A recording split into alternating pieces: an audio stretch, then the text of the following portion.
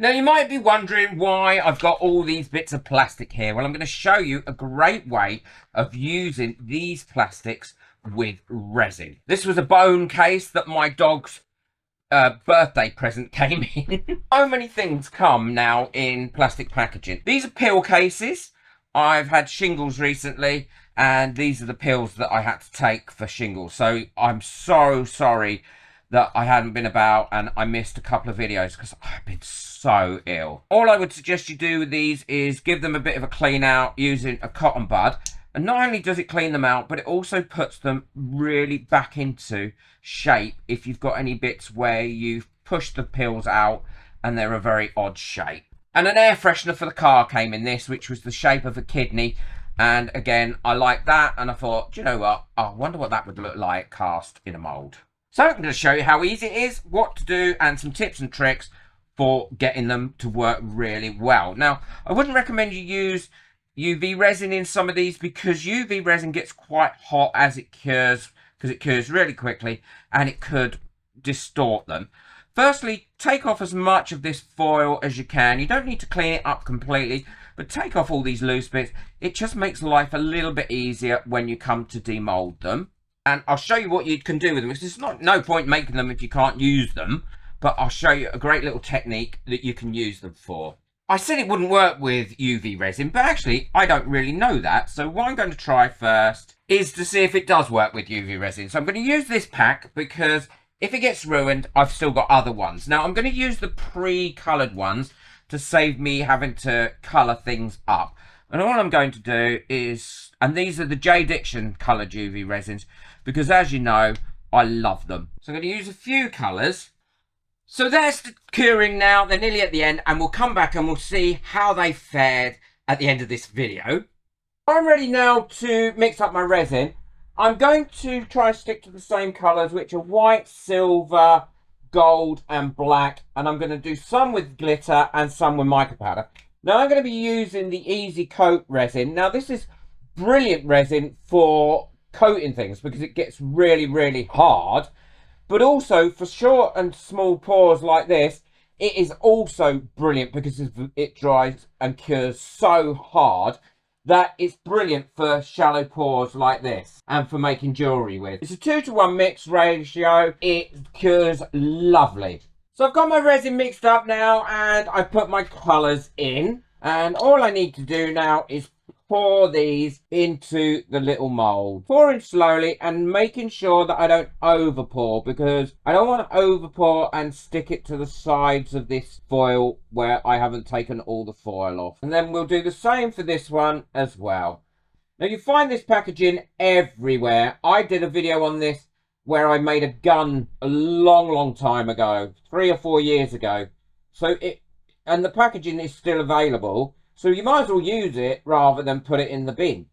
Now I'll finish off those in a little while. I just want to show you what I'm going to do for this one, because this one's obviously slightly different. And for this one, what I'm going to use is some chameleon flakes on the actual mould itself. And let them sit on that mould, because I love this. And this is for my baby girls to hang their leads on. And then for the kidney shape, I'll do exactly the same thing. And I've got some resin left over here, same resin as I used for this. And what I'm going to do is put some black mica powder in that resin, give it a darker base. You could use white mica powder if you wanted to. I'm not going to fill this one right up to the top because I don't want it that thick, but I am going to fill it up so that there's enough there for me to be able to screw it onto the wall once it's done. Fill up the little kidney the same way. What I'm going to do with this kidney one, I'm sure, but I'll think of something. It really is just to show you that this packaging is so useful. So I'll finish these off and then we'll come back and I'll show you what they look like when they're ready to be demolded. And we can do a comparison with the UV resin one. I bet you'll be surprised what's happened with that one. So these are all cured now. They do generally come out fairly easily, but this shape I do find sometimes are a little bit more difficult. But all you need to do is pop these out. Whoops, look, they're shooting everywhere. As if you were popping out peels, and then they shoot across everywhere. Now, if you've over poured them and you've got an edge on them that's too sharp, I'm going to show you how to get rid of that, and then I'm going to show you what to do with them as well. So we've got all those that are a nice colour, and they've all come out really well. I have over poured a little bit on those, so all I need to do is go around those with a pair of scissors and finish those off a little bit all the way around. And the other great thing about this coating resin, if you want to sand these down, you can, because it sands really, really well. It's not like one-to-one epoxy resin, where when you sand it, it can go into almost like a bit of a paste. Now, the eagle-eyed amongst you will notice that that is a different one than I first started with, because I had to recast this one, because I hadn't noticed the original one had a hole in it here. So, which was really annoying. So it's starting to leak resin. So I thought, oh, I just can't deal with that. I'll just pour that resin into this one. So these ones should pop out just the same. But if they don't, then my advice is just to cut them up like this around them. And then they'll come out like that. I forgot to show you what the ones with the UV resin came out like. Now, they didn't actually melt the pot at all. And they've come out quite well, but they're a lot harder to get out, and some of the plastic has stuck to the actual UV resin cured bit as well. And that's probably because the UV resin gets a lot hotter as it's curing than the epoxy resin. So I would avoid using UV resin if you can, because as I suspected, it gets too warm. These you can use for either mosaic tiles, they work well for mosaic tiles, or you can make little bits of jewellery out of them as well. And they're very easy to drill into. I've turned these upside down on a clean silicone mat. I'm going to cover these backs just in case there is any sharp bits on them or not. Don't have to put too much in, just enough that it goes all the way to the very edges. Then leave it for about a minute and a half just to find its own level before you cure it up. And you'll be surprised how much difference this will make finishing these off. Obviously, links to everything I use will be in the description below. I'd like to say a massive thank you to Skillshare for sponsoring this video. And now many of you know, if you follow my other channel and on this channel as well, that I love abstract painting, but I'm not very good at it. So while I was off sick, I had shingles recently, I watched loads of videos on how to do abstract painting, and Skillshare has such a massive range. Joy has a full 20 parts to her course, and each one is so easy to follow. Now, I've worked through all of these. You're going to see the results of that over on my other channel, Steve McDonald Crafting. She talks about colour wheels, she talks about the painting process, and finishing the paintings. And the work that she shows here, it's so good. And if you're not sure where to start, there are learning paths and classes that go right from the very basic beginners to intermediate and then to advanced. I use it all the time. I've learned so much from Skillshare in the past. So this year, invest in yourself, your goals, and start learning on Skillshare. And the first 500 people to use my link will get 1 month free trial of Skillshare. So what's better than that? Thanks, Skillshare.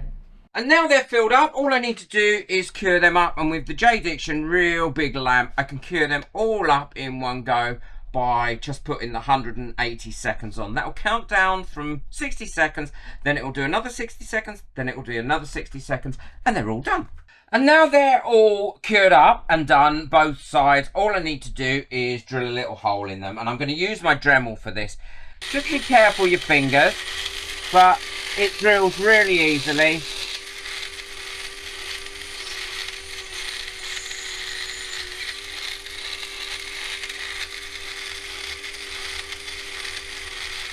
Always wear a mask as well when you're drilling with resin, because you don't want to be breathing that dust in. And now I just give them a little clean up with a micro brush to get any of that dust out. Just popping it through that hole.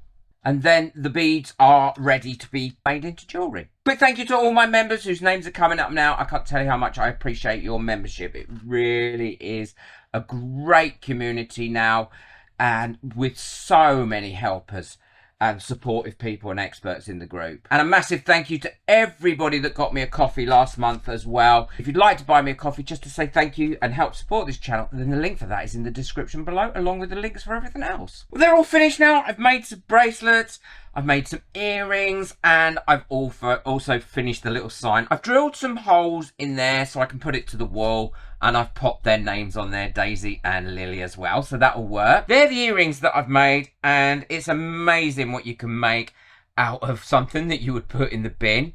If you want to know how I make my jewellery, then I've got quite a few jewellery videos on my other channel, Steve McDonald Crafting. I'll link that underneath if you haven't already checked it out. There's a whole playlist of jewellery making. That's the bracelet, and again, I think that has come out really, really pretty. Let me know what you think in the comments, or how you've used this sort of thing if you've used them before. It saves you an awful lot of money on mould when you can use things like this from around the house. I haven't done anything with the kidney yet, but I may turn that into a keychain. I don't know, I haven't decided. Boot that like button, hit that subscribe button, but most of all, enjoy your resin. Take care. Bye.